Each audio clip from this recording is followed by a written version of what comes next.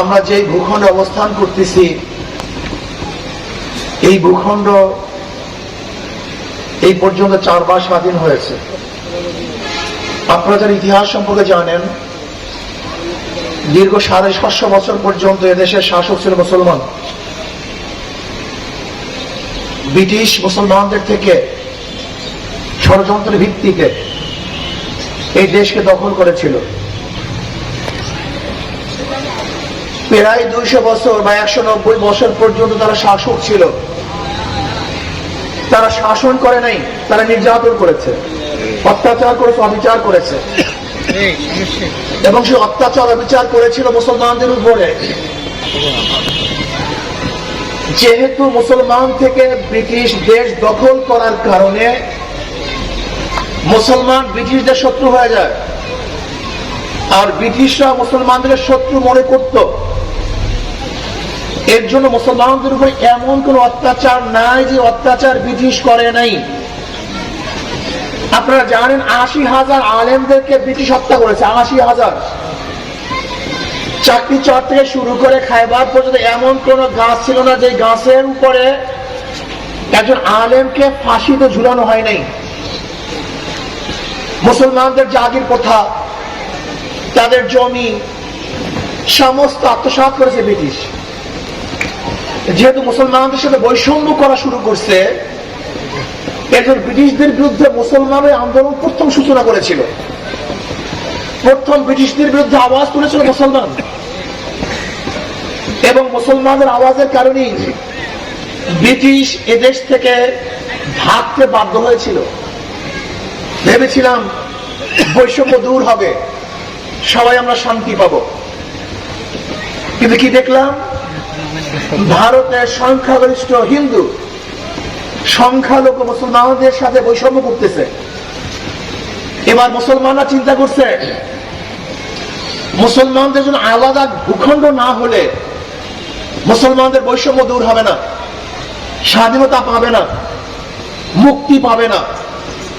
এই জন্য মুসলমান 47-এ দেশ ভাগ করে পাকিস্তান নামীয় মুসলিমের ভিত্তিতে, মুসলমানদের ভিত্তিতে একটা দেশকে স্বাধীন করেছিল। সেই দেশের নাম পাকিস্তান। ভেবেছিলাম এবার বৈষম্য দূর হবে, সমস্ত মানুষ মুক্তি পাবে, শান্তি পাবে, কিন্তু কি দেখলাম? পশ্চিম পাকিস্তানের লোক পূর্ব পাকিস্তানের সাথে বৈষম্য করতেছে, আমাদের অধিকার দেয় না, স্বাধীনতা দেয় না। আমরা আবার তাদের বিরুদ্ধে আন্দোলন করলাম, সংগ্রাম করলাম। কি দূর করার জন্য? বৈষম্য দূর করার জন্য। 71-এ পশ্চিম পাকিস্তান থেকে ভাগ হয়ে আমরা বাংলাদেশ নামীয় একটা দেশ গড়লাম, দেশকে স্বাধীন করলাম। ভেবেছিলাম এবার বৈষম্য থাকবে না, সবার অধিকার প্রতিষ্ঠিত হবে, কুলি মজদুর শ্রমিক তাঁতি সবাই অধিকার ভোগ করবে, পুরুষ মহিলা সবাই তাদের ন্যায্য অধিকার পাবে। কিন্তু আমরা কি দেখলাম? 71 থেকে 2024 5ই আগস্টের আগ পর্যন্ত যারাই শাসক ছিল তারা বৈষম্য দূর করতে পারেনি। সাম্য, মানবিক মর্যাদা, সামাজিক ন্যায় বিচার প্রতিষ্ঠিত করতে পারে নাই। আমরা কি দেখেছি? এই 53 বছরে দেখেছি যে গরিব সে আজও গরিব, যে শ্রমিক আজও সে শ্রমিক, যে ভিক্ষার ঝুলি নিয়ে হাঁটতো আজও সে ভিক্ষার ঝুলি নিয়ে হাঁটে। যে ব্যক্তি 53 বছর আগে ক্ষুধার্ত ছিল আজকেও সে ক্ষুধার্ত। যে বস্ত্রহীন ছিল আজও সে বস্ত্রহীন। যে বাচ্চাগুলি মেধাবী কিন্তু পয়সার অভাবে শিক্ষা গ্রহণ করতে পারে নাই, আজও একই অবস্থায় আছে। আমরা কি দেখেছি? যারা দোষী তারা দলের কারণে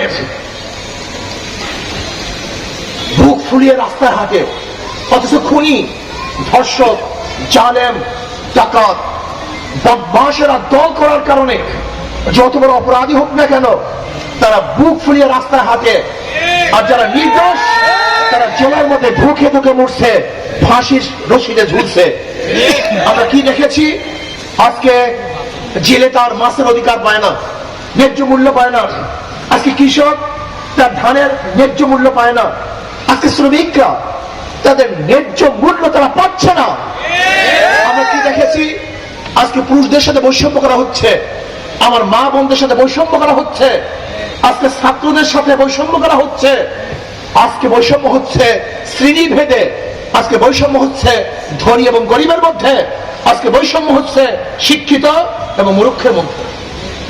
এই বৈষম্য বিরোধী আন্দোলন আবার শুরু করলাম, আবার আমরা স্বাধীনতা পেলাম। কিন্তু কি দেখলাম?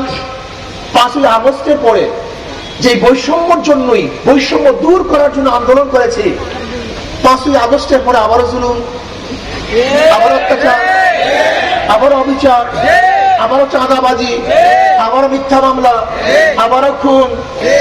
শুধু খুন, ইউনিভার্সিটির মধ্যে যারা সর্বোচ্চ বিদ্যাপীঠে পড়াশোনা করে সে তোফাজ্জলকে সেখানে হত্যা করা হয়েছে।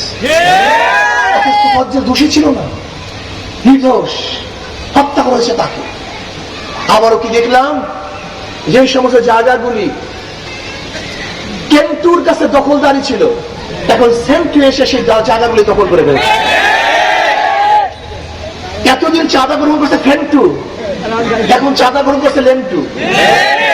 এই ফেন্টু আর লেন্টু, এই মন্টু আর সেন্টু, এটা পরিবর্তন করতে চাই, এটা আমরা দেখতে চাই না। আমরা কি চাই? এই ব্যবসায়ীরা স্বাধীনভাবে ব্যবসা করবে, চাঁদাবাজ চাঁদা নিতে পারবে না। আমার রিক্সাওয়ালারা স্বাধীনভাবে রিক্সা চালাবে, চাঁদাবাজ তাদের চাঁদা গ্রহণ করতে পারবে না। আজকে জায়গার মালিক নির্বিঘ্নে বিল্ডিং করবে, আমার জায়গায় বিল্ডিং করবো। কিসের চাঁদাবাজ? কিসের গুন্ডা? না। আমরা কি দেখেছি? বিল্ডিং করবো, এত টাকা দিতে হবে। কে তুমি? তুমি কি? তুমি বাংলাদেশের নাগরিক, আমি বাংলাদেশের নাগরিক।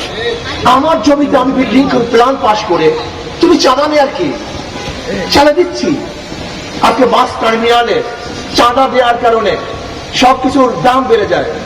আজকে ট্রাকগুলি চাঁদা দেওয়ার কারণে সমস্ত জিনিসপত্রের দাম বেড়ে যায়। আজকে অফিসে যাবেন, আমার গরিব বাবারা তো অফিসে ঢুকতেই পারে না, সেখানে সে সহিংস অবস্থা বসে থাকে। একজন গরিব, একজন শ্রমিক তার আত্মনাদ নিয়ে, নালিশি নিয়ে, তার কাছে ঢোকার কোনো চান্সই নাই। মনে হয় বিশাল পোশাক, এসি, দারোয়ান, অমুক তমুক, মনে হয় যেন এক রাউনি রাষ্ট্রের মধ্যে চলে আসছে। এই রাষ্ট্র তো আমরা চাই না। আমরা চাই কেমন রাষ্ট্র? যেমন ওমর ইবনে খাত্তাব রাদিয়াল্লাহু তাআলা আনহুকে সাধারণ একজন ব্যক্তি বলেছেন, ওমর তোমার বক্তব্য শুনবো না যতক্ষণ পর্যন্ত এই প্রশ্নের জবাব না দিবা। তুমিও বাইতুল মালের কাপড় থেকে জামা বানিয়েছো, আমিও বাইতুল মালের কাপড় থেকে জামা বানিয়েছি। তোমার জামা এত সুন্দর, আমার জামা এত খাটো কেন? নিশ্চয়ই তুমি বাইতুল মালের টাকা আত্মসাৎ করেছো। এই আত্মসাতের জবাব না দেওয়া পর্যন্ত আমি তোর বক্তব্যই শুনবো না। সাধারণ পাবলিক বলেছে। ওমর ইবনে খাত্তাব রাদিয়াল্লাহু বললেন, এর জবাব আমি দেব না, আমার ছেলে আব্দুল্লাহ দিবে। আব্দুল্লাহ রাদিয়াল্লাহু বললেন, আমার বাবা বাইতুল মালের টাকা আত্মসাৎ করেন নাই, বরং বাইতুল মাল থেকে আমিও কাপড় পেয়েছি, আমার বাবাও কাপড় পেয়েছে। আমরা উভয় যদি জামা বানাই, আমার জামাও সুন্দর হয় না, বাবার জামাও সুন্দর হয় না। এই জন্য আমার কাপড় আমার বাবাকে হাদিয়া হিসেবে দিয়েছি। আমি বিশ্বাস করি ওই রাষ্ট্র দেখতে চাই যে রাষ্ট্রের প্রাইম মিনিস্টারকে, প্রেসিডেন্টকে আমার রিক্সাওয়ালা, আমার ঠেলাওয়ালা, আমার গরিব, আমার তাঁতি, আমার মজদুর, আমার ঋষি, আমার কামাররা প্রশ্ন করবে, আপনার পিয়ন 400 টাকার মালিক হলো কিভাবে? আপনার পিয়ন 400 কোটি টাকার মালিক হলো কিভাবে? এটা প্রশ্ন করবে সাধারণ মানুষ। আপনার একজন পিয়ন হেলিকপ্টারে ঘুরে কিভাবে? জবাব দিতে হবে আপনাকে। একজন ড্রাইভার 200 কোটি টাকার মালিক হয় কিভাবে? জবাব দিতে হবে। আপনার দলের ছাত্রলীগের সভাপতি 2000 কোটি টাকা পাচার করে কিভাবে? জবাব দেন। যদি জবাব দিতে পারেন তো ক্ষমতা থাকেন, আর জবাব না দিতে পারলে ক্ষমতা থেকে নামেন। যেই দিন আমার সাধারণ মানুষের প্রশ্নগুলি করতে পারবে, সেই দিন এই রাষ্ট্র মানুষগুলি শান্তিতে বসবাস করতে পারবে, সেই দিন আমরা স্বাধীন হব। এর আগে স্বাধীন হতে পারবো না। আজকে পরাধীন, স্বাধীনতা আমাদের মধ্যে নেই। আজকে গরিব এলাকার মানুষগুলির অবস্থাটা কি? 53 বছর স্বাধীনতার পরেও যদি বাংলাদেশের মানুষ ক্ষুধার তাড়নায় তার বাচ্চাকে বিক্রি করে দেয়, আমাদের স্বাধীনতা ব্যর্থ হয়েছে। আজকে 53 বছর স্বাধীনতার পরেও আমার গরিব মেহনতি মানুষ যদি এক মুঠা খাদ্যের জন্য কাক কুকুরের সাথে ডাস্টবিনে লড়াই করে, আমরা স্বাধীনতা ব্যর্থ করেছি, ব্যর্থ হয়েছি। আজকেও যদি ঢাকার বুকে আমার হাজারো গরিব মানুষ খোলা আকাশে নিচে শুয়ে থাকে, নিশানের মধ্যে ভেজে, বৃষ্টির মধ্যে ভিজে আর রৌদ্রের মধ্যে পড়ে, তার স্বাধীনতা ব্যর্থ হয়েছে। আজকেও যদি আমার বাংলাদেশের মানুষ বস্ত্রহীন থাকে, তার স্বাধীনতা ব্যর্থ হয়েছে। আজকেও যদি সংসারের টাকার যোগান না দিতে পেরে সংসারের সবাই আত্মহত্যা করে, তার স্বাধীনতা ব্যর্থ হয়েছে। ওমর ইবনে খাত্তাব রাদিয়াল্লাহু বলেছেন, আমার খেলাফতের আমলে যদি ফোরাতের কোলেও একটা কুকুর না খেয়ে মারা যায়, আমি ওমরকে আল্লাহর কাছে জবাব দিতে হবে। একটা কুকুরের খবর নিলা না কেন, তার দেখভাল করলা না কেন? আজকের কুকুরের দেখভাল করার জন্য মুসলমানের শাসকরা প্রস্তুত ছিল, আর আশরাফুল মাখলুকাত, এই মানব সন্তান যারা সবচেয়ে দামি, সবচেয়ে সম্মানিত, এদের দেখভাল করা কোনো মানুষ আজ পর্যন্ত কোনো শাসক হিসেবে আমরা দেখতে পারি নাই। বৈষম্য দূর করতে হবে। আজকে বাংলাদেশ সব জায়গায় বৈষম্য। আজকে বাংলাদেশের ছাত্ররা চাকরির জন্য প্রেয়ার করতে পারবে, তাদের বয়স থাকবে 30, অথচ দেখেন আমাদের দেশে কত বড় বৈষম্য। পাহাড়ি ছাত্ররা চাকরির জন্য দরখাস্ত করবে, তাদের বয়স 40 হলেও চলবে। কত বড় বৈষম্য। আমাদের সাধারণ ছাত্ররা চাকরির জন্য দরখাস্ত করলে তাদের বয়স হতে হবে 30, আর পাহাড়িরা দরখাস্ত করলে তাদের বয়স 40। আজকে মুক্তিযোদ্ধা কোথায় যদি চাকরির জন্য আবেদন করে, তাদের বয়স সীমা 32, আর সাধারণ মানুষের বয়সসীমা 30। আজকে হাজারো দেশের মধ্যে, 162টা দেশের মধ্যে চাকরির আবেদনের বয়সসীমা কোন দেশে 35, কোন দেশে 40, আর কোন দেশে কোনো বয়সসীমাই নেই। অথচ আমাদের দেশে সাধারণ ছাত্রদেরকে বেকার বানাবার জন্য আজকে লক্ষ লক্ষ ছাত্র বেকার, কারণ তাদের চাকরির বয়সসীমা 30। অথচ একজন ছাত্র যখন বুয়েট থেকে, মেডিকেল থেকে, ইউনিভার্সিটি থেকে বের হয়, তার বয়স হয়ে যায় 27 বা 28। তখন সে যদি 30 বছরের মধ্যে চাকরি আবেদন করতে হয়, চাকরি পাবে কিভাবে আমাকে বলুন তো? অবশ্যই চাকরির বয়স সীমা বাড়াতে হবে, কমপক্ষে 35 বছর করতেই হবে। আমরা চাই 40 বছর করা হোক, যেন অন্যান্য কান্ট্রির মধ্যে কোন বয়স সীমা নাই। আমাদের দেশেও যদি বয়স সীমা না থাকে, তাহলে হাজারো হাজারো যুবকরা চাকরিজীবী হবে, আমাদের আর্থিক উন্নয়ন হবে। এবং আমাদের যেই সমাজগুলির মধ্যে দুর্ভিক্ষ চলতেছে, যারা বেকার থাকার কারণে চরিত্র খারাপ হচ্ছে, তাদের চরিত্র খারাপ হবে না, তাদের চরিত্র ভালো হয়ে যাবে। এই জন্য আপনারা কি মনে করেন, চাকরির বয়সসীমা কত হওয়া দরকার? কমপক্ষে 35 থেকে 40। সবাই রাজি আছে ইনশাআল্লাহ? রাজি, হাত তোলেন। আমাদের বাংলাদেশের প্রত্যেকটা ছাত্রের চাকরির আবেদনের জন্য 35 থেকে 40 বছর বয়সের মধ্যে তার আবেদন করতে পারবে, এইটা আমরা চাই। প্রিয় দেশবাসী, ইসলাম ক্ষমতা আসলে কি হবে? গরিবরা ধনী হয়ে যাবে, আর ধনীদের মধ্যে সমতা চলে আসবে। বর্তমান অর্থনীতি ধনীকে ধনী বানায়, গরিবকে গরিব বানায়। উদাহরণস্বরূপ, আজকে আপনি ইসলামী ব্যাংকে যাবেন, এই যে সামনে ব্যাংক আছে, যেমন আমাকে 5 লক্ষ টাকা লোন দেন, ব্যাংকওয়ালা বলবে, ভাই আপনার কি 5 লক্ষ টাকা লোন নেওয়ার মর্গেজ আছে?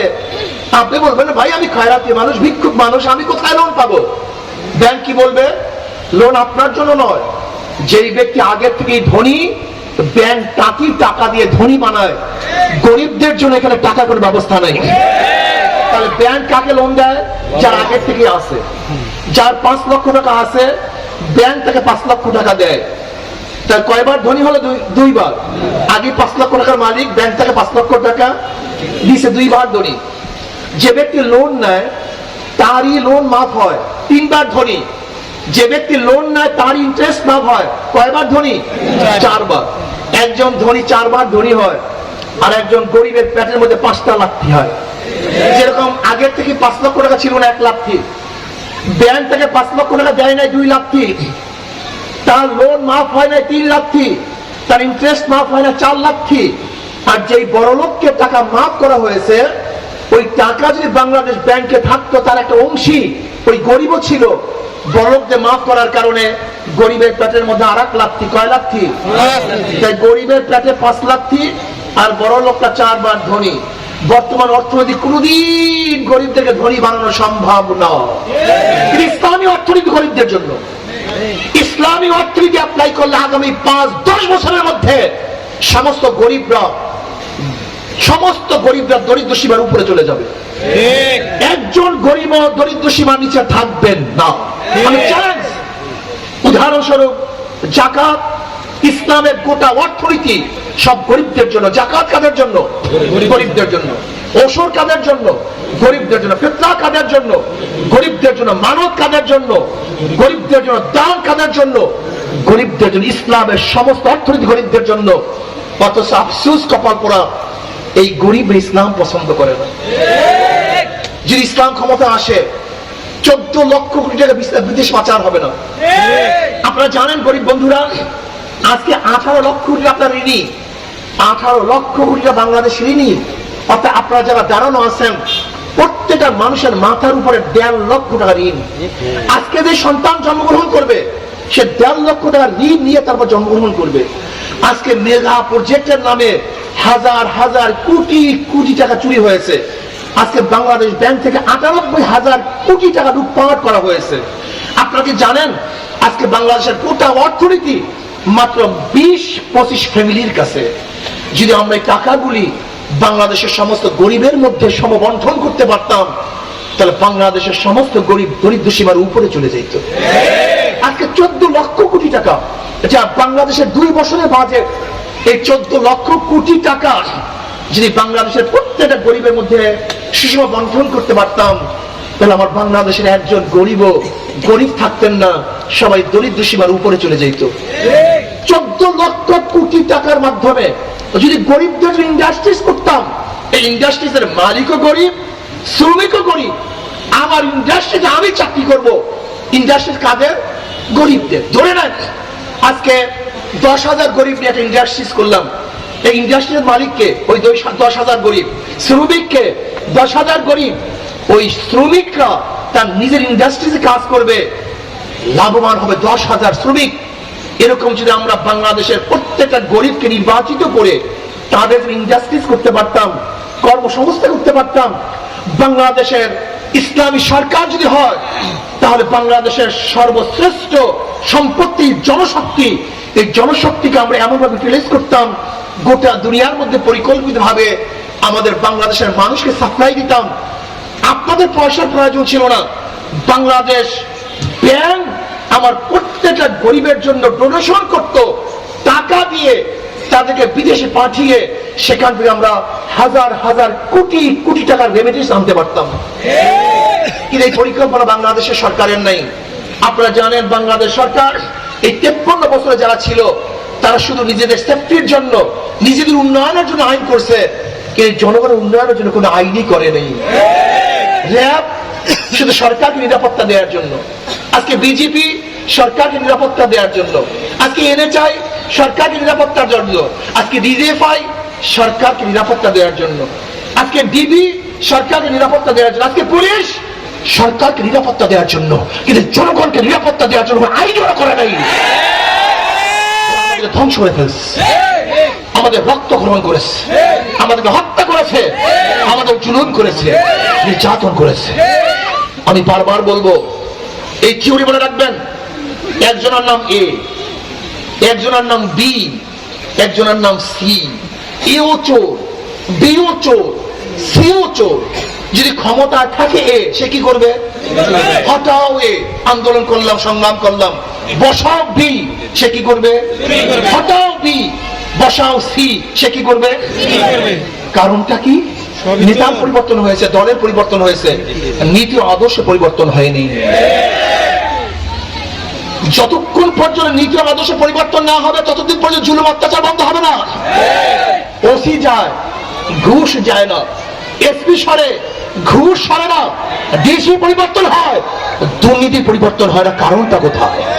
এর কারণ হলো নেতা এবং দল পরিবর্তন হয়, ব্যক্তি পরিবর্তন হয়, নীতি আদর্শ পরিবর্তন হয় না। এই জন্য আমাদের শায়খ মোহাম্মদ বরাল্লাহ মার্কাতে বলেছেন, শুধু নেতা নয়, নীতির পরিবর্তন চাই। মাদার গাছ লাগিয়ে আমের আশা করা যায় না, তেঁতুল গাছে মিষ্টি ফলের আশা করা যায় না। চোর, ডাকাত, বদমাশ, ধর্ষক, লুটেরা, দুর্নীতিবাজের মাধ্যমে দেশে কোনোদিন দুর্নীতি মুক্ত করা যায় না। এই জন্য আসুন, যাদের দলের মধ্যে দুর্নীতিবাজ আছে, চোর আছে, ডাকাত আছে, বদমাশ আছে, খুনি আছে, জনগণ ঐক্য হন, আজকের থেকে ঐক্যবদ্ধভাবে তাদেরকে প্রত্যাখ্যান করুন। যে দলের মধ্যে খুনি থাকবে, যে দলের মধ্যে দুর্নীতিবাজ থাকবে, যেই দলের মধ্যে চাঁদাবাজ থাকবে, যেই দলের মধ্যে দখলদারি থাকবে, ওই দলকে প্রত্যাখ্যান করুন। জনগণ যদি ঐক্য হতে পারেন তাহলে ইনশাআল্লাহ, যেরকম জনগণ ঐক্য হওয়ার কারণে এদেশ থেকে ফ্যাসিস্ট সরকার ভাগতে বাধ্য হয়েছে, আমরা যদি ঐক্যবদ্ধ হই তাহলে ইনশাআল্লাহ এদেশ থেকে চিরতরে দুর্নীতি দূর করতে আমরা সক্ষম হব ইনশাআল্লাহ। কি রাজি আছেন ইনশাআল্লাহ? তাহলে জনগণ ঐক্য হন। আগামী নির্বাচনে কোনো চোর, ডাকাত, বদমাশ, ঘুষখোর, দুর্নীতিবাজকে আমরা ভোট দেব না। এই জন্য আসুন, যাদের মধ্যে আল্লাহর ভয় আছে, যাদের চেহারার মধ্যে নবীর সুন্নাত আছে, যারা আল্লাহকে ভয় করে, কিয়ামতের ময়দানে আল্লাহর সামনে সাক্ষী দিতে হবে, হিসাব দিতে হবে, সেই দিনকে যারা ভয় করে এমন ব্যক্তিদেরকে নেতা নির্বাচন করুন। যতদিন পর্যন্ত এই ব্যক্তিদেরকে নেতা নির্বাচন করতে পারবেন না, ততদিন পর্যন্ত আন্দোলন সংগ্রাম করবে, কিন্তু শান্তি আসবে না। এখন বলতে পারেন, হুজুর আপনারা হুজুর, আমরা তো হুজুর না, আপনারা টুপি পরেন, দাড়ি রাখেন, লম্বা জামা গায়ে দেন, আপনাদের সাথে তো আমাদের মিল নাই। ওরে বোকা, ইমামের জন্য শর্ত আছে, মুক্তাদির জন্য কোনো শর্ত নেই। কথা বলেন না কেন? আপনারা সবাই মুক্তাদি, যারা নেতৃত্ব দেবে তারা ইমাম। কাজে ইমামের জন্য শর্ত থাকে, মুক্তাদির জন্য শর্ত থাকে না। আমরাই আপনাদের আপন, আর ওই গুন্ডা বদমাশরা আপনাদের কোনদিন আপন হতে পারে না। কাজে আগামী নির্বাচন ঐক্যবদ্ধ ভাবে এই শান্তির প্রতীক, ঠিক না? সবার জন্য, মুসলমানদের প্রতীক, এটা খ্রিস্টানদের, হিন্দুদের প্রয়োজন নেই। কথা বলেন না কেন?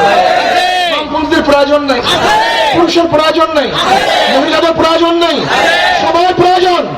আমি বিশ্বাস, ইসলাম হুকুমত হলে এদেশের মহিলারা ন্যায্য অধিকার পাবে, মেয়েরা ধনী হয়ে যাবে, বড় শিক্ষিত হয়ে যাবে, এবং মেয়েদেরকে সবচেয়ে বেশি প্রোটেকশন দেওয়া হবে, সবচেয়ে বেশি গুরুত্ব দেওয়া হবে। কাজে আসুন না, আগামী নির্বাচনে ইনশাআল্লাহ ঐক্যবদ্ধভাবে সমস্ত সন্ত্রাসের বিরুদ্ধে ইসলামকে প্রতিষ্ঠিত করার জন্য শান্তির প্রতীক হাত পাকাকে সবাই গ্রহণ করে ইনশাআল্লাহ। কি ভুল করল?